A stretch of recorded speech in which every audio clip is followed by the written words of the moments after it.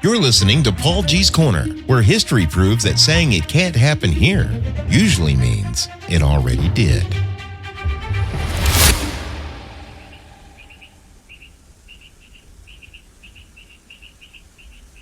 Night over the Georgia coast in 1958 did not feel like the edge of anything.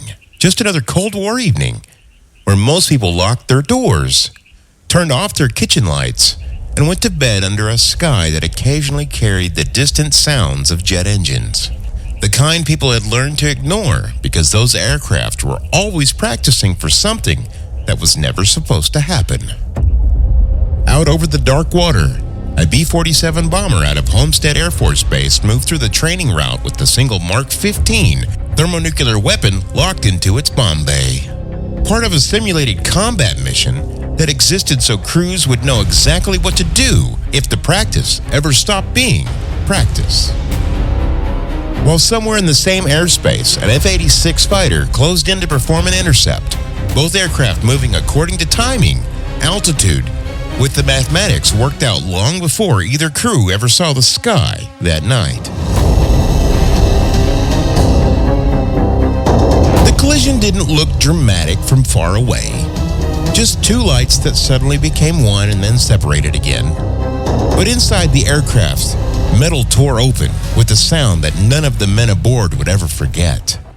The fighter sliced into the bomber, then disappeared into the darkness while the bomber itself shuddered, twisted, and kept flying in a way that did not feel stable or permanent.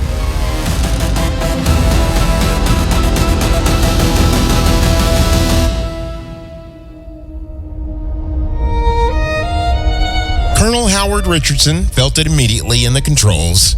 The aircraft responding a half-second too late, then too much, then not enough. The airplane no longer behaving like a machine that wanted to stay in the air, but like something damaged and undecided. Something that might keep flying, or might not. And the difference between those two outcomes was now sitting in the hands of two men who understood exactly what they were carrying.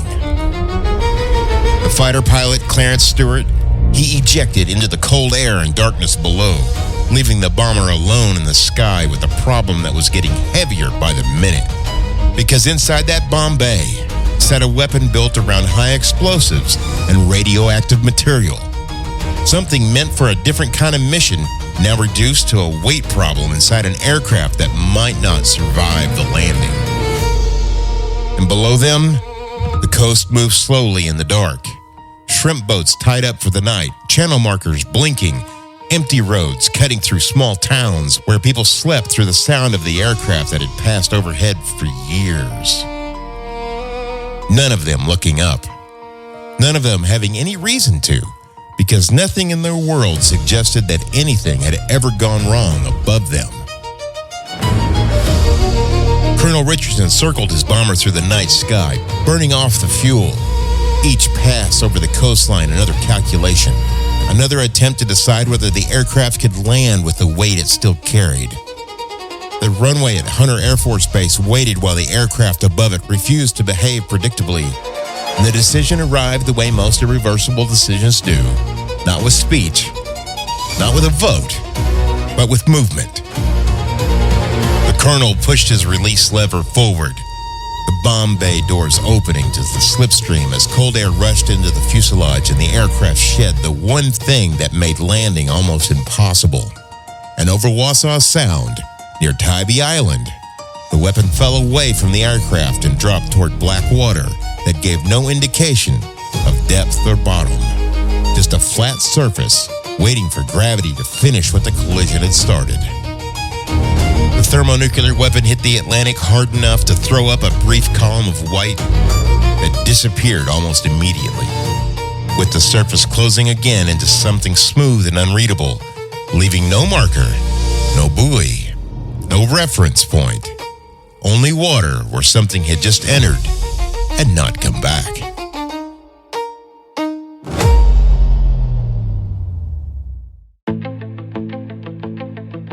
The rest of the morning came the way it always did. Shrimp boats moving out through the same channels they'd used the day before.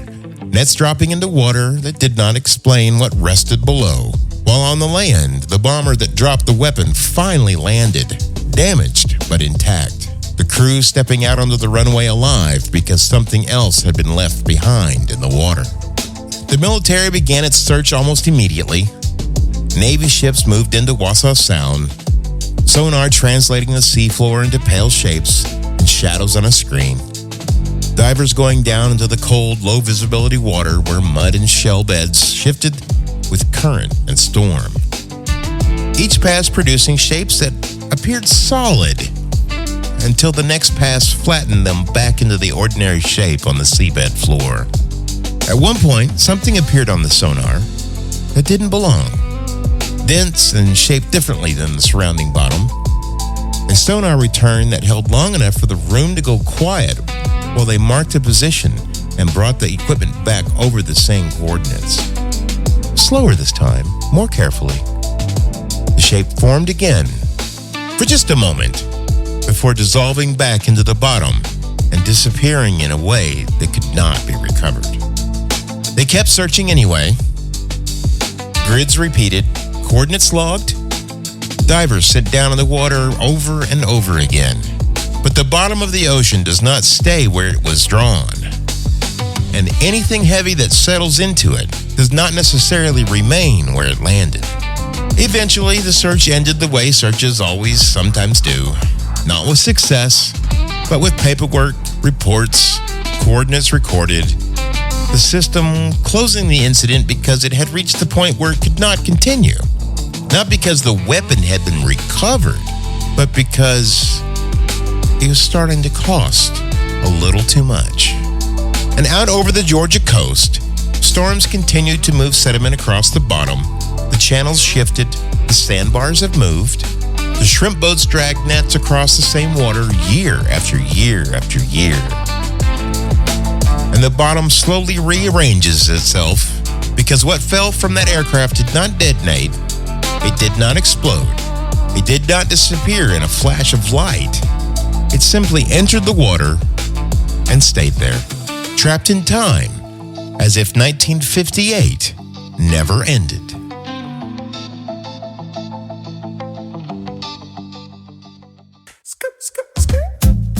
You've been listening to Paul G's Corner. And you know what? I found that doing this show, I get to learn things that I didn't really want to know. But since now I know them, I have to share it with you too. Because suffering shouldn't just be a one-man thing. Anyhow, if you enjoy the show, go to paulgnewton.com. That's paulgnewton.com. And you can find other episodes and even buy a t-shirt or something like that. Whatever. You know, you can give money to pay for the show instead of being, listening to it for free, which is okay too, I guess. Anyhow, so if you like the show, share it, follow it, leave a review, and you can find everything at paulgnewton.com, including all the merch you can handle. And remember, nothing important has ever been lost, at least according to the paperwork.